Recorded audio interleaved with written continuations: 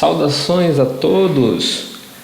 Então, chegamos à nossa terceira unidade, a última unidade da nossa disciplina de estilogravura, que fala de técnicas e materiais da gravura.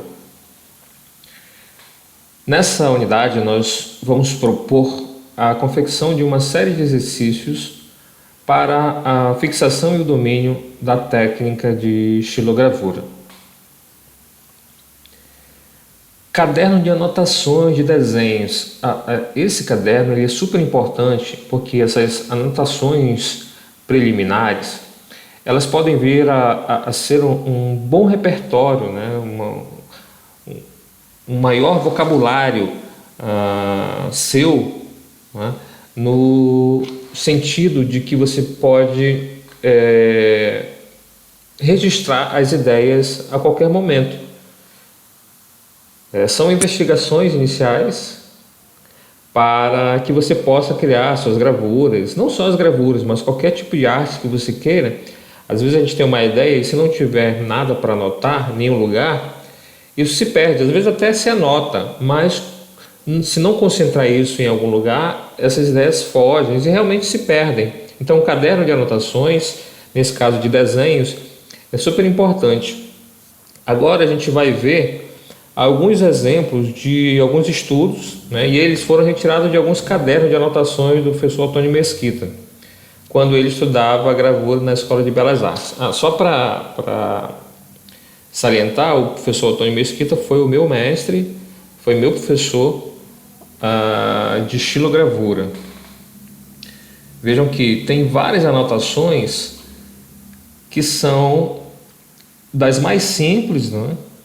As mais complexas, assim, no sentido de sombra, de planos. Bem, são ideias que ele tinha, né? Vejo que tem algumas datas aqui de 82, são desenhos bem antigos, mas que em algum momento, quando ele começava a fazer, eram das ideias que surgiam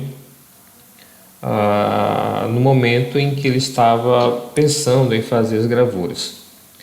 Outras ideias aqui, vejo que tem umas anotações já em nanquim, que é uma técnica que pode ser utilizada nesses rascunhos também.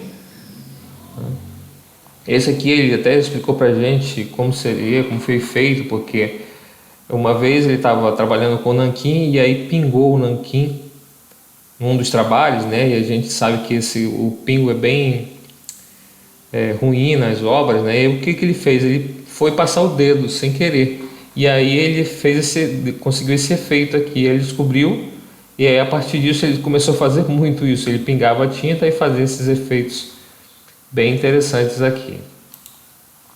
Então, a escolha da madeira, né? Eu trouxe aqui, eu coloquei cedro, cerejeira, maracatiara, jaqueira e também coloquei MDF.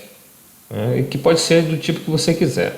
Então, na nossa floresta, na nossa Amazônia, é uma infinidade de espécies que também nunca foram exploradas, que podem ser das mais macias às mais resistentes. Bom, nem sempre você fazer o maior esforço quer dizer que a obra vai ser de qualidade. Então, isso depende muito. As madeiras mais resistentes, as mais duras, você consegue fazer traços mais detalhados. E as mais macias você também consegue. Isso depende muito das ferramentas que você usa e da própria madeira que você está utilizando. Por que eu trouxe o MDF aqui? A gente tem que entender que a gente não pode mais derrubar nenhum tipo de árvore na nossa floresta, né?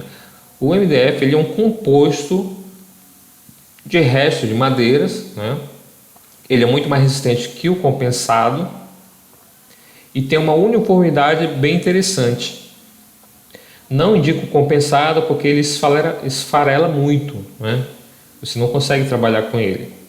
E o MDF, por ser um preparado, né, industrial de composição da madeira também, ele nos serve perfeitamente, porque ele já tem uma superfície lisa totalmente trabalhada.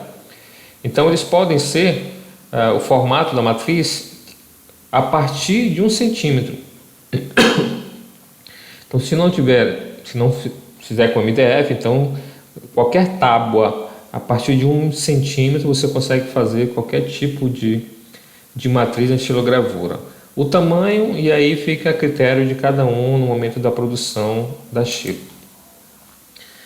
A placa tem que ser nivelada, né? Tem que ser lisa e também lixada, porque tem que retirar todas as irregularidades que a madeira possa ter.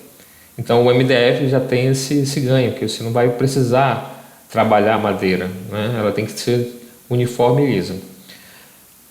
Essa preparação da matriz, ela pode auxiliar bastante no momento que você estiver gravando. Se a madeira é bem lisinha, você não vai ter tanto problema assim. Então, vamos ver aqui no próximo slide um suporte para colocar a matriz. Então, veja aqui.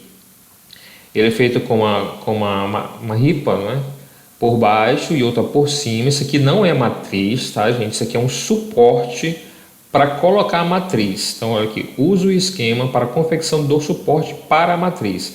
Veja que aqui tem uma foto que tem esse suporte. Veja aqui a madeira, a ripa, né? E aqui tem a base e a outra ripa aqui embaixo. Por quê? Porque você colocar ela numa mesa, ela vai dar sustentação para que você possa trabalhar sem nenhum problema, colocando a matriz aqui em cima desse suporte. Tem um vídeo também no Ambiente, que é aula de estilogravura, que lá tem um vídeo como fazer esse suporte aqui. Eu acho que é bem interessante, é muito importante fazer isso, tá?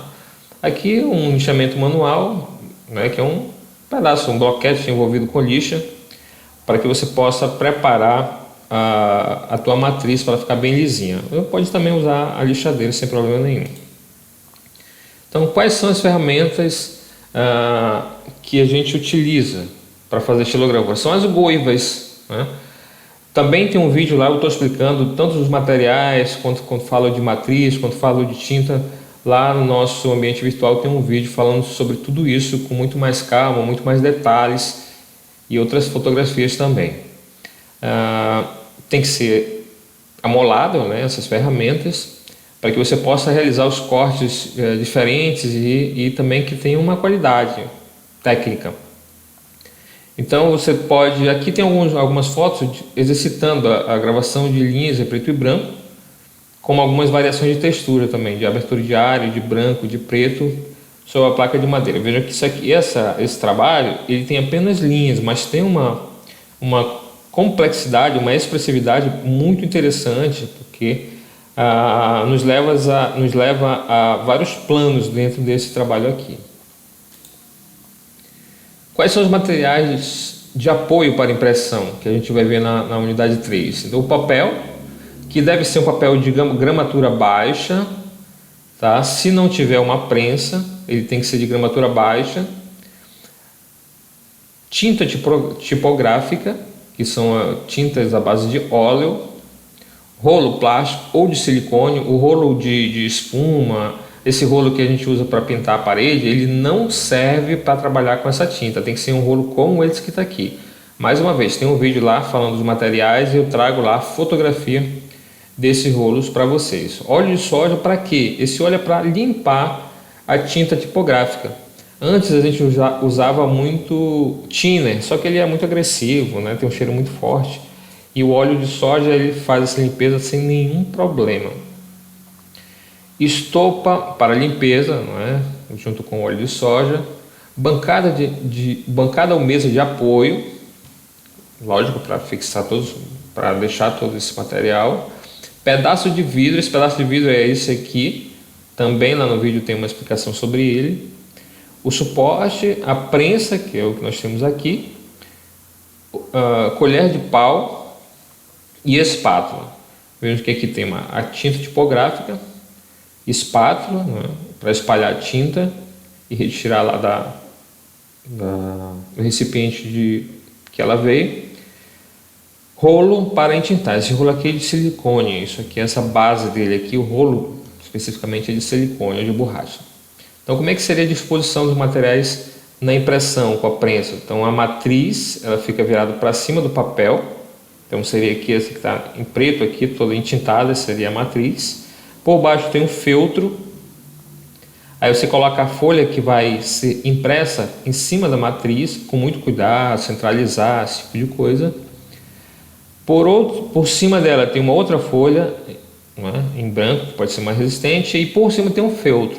Só quando você monta essa estrutura aqui, aí você leva a prensa para que você possa fazer a impressão. E aqui é só girar, não é? Essa manivela aqui, você vai fazer a pressão que você precisa para fazer a impressão da estilogravura. Então a gravura deve ser impressa sobre uma folha de papel em bom estado. Ela tem que ser sempre maior que o tamanho da matriz. Veja que sempre tem aqui, ó, deixando um espaço, né, de respiração em torno da imagem, que a gente chama de passe-partout. Então na tiragem se fará a identificação e a assinatura de cada uma das cópias impressas. Como é que vai ser essa assinatura? Ela tem que ser sempre de lápis. Então ela é antecedida pelo número da cópia, indicação da técnica utilizada, título da obra e depois da assinatura do autor. E, claro, sua data de realização. Aqui eu trouxe dois exemplos aqui de Rubens Grillo. Tá? Depois eu vou explicar aqui o que seria esse número. Tá? Aqui. Então aqui eu trouxe uma estilo que eu fiz quando era aluno do professor Tony, lá em 2009. Então aqui o que seria esse 5/5 aqui? Eu determinei que essa matriz tivesse uma tiragem de 5 cópias. Então essa é a 5ª cópia da tiragem, que é de 5. Se ela fosse a primeira, aqui seria 1/5. Se fosse a segunda, seria 2/5 e assim sucessivamente. Aqui a data em que eu tirei. Depois poderia ter o nome aqui, se eu quisesse dar um nome, né? Mas não quis. E a assinatura em si, tudo isso aqui é a lápis, tá bom? Tudo a lápis. Aqui mais alguns exemplos de vários artistas, claro, consagrados, né? Esse Escher é um dos meus preferidos, né? Tenho ele como um dos melhores gravuristas do mundo, tá? Tem alguns aqui brasileiros também. Lívio Abramo, ele é muito conhecido aqui no Brasil, tá? A Feigl, Streuer, muitos outros aqui, algumas bem interessantes, né? Com contraste, com planos bem diferenciados. É muito interessante, né? Como eles conseguem fazer uma estilogravura com tanta delicadeza. Aqui são os mestres, realmente são gravuras japonesas, chinesas, né?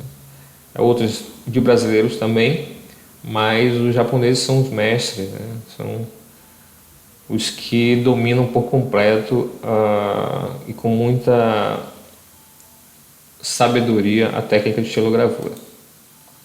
Gente, então é isso. Eu espero que todos leiam o caderno digital dessa 3ª unidade, assim como todas as outras unidades que a gente preparou para vocês. E até uma próxima. Um grande abraço.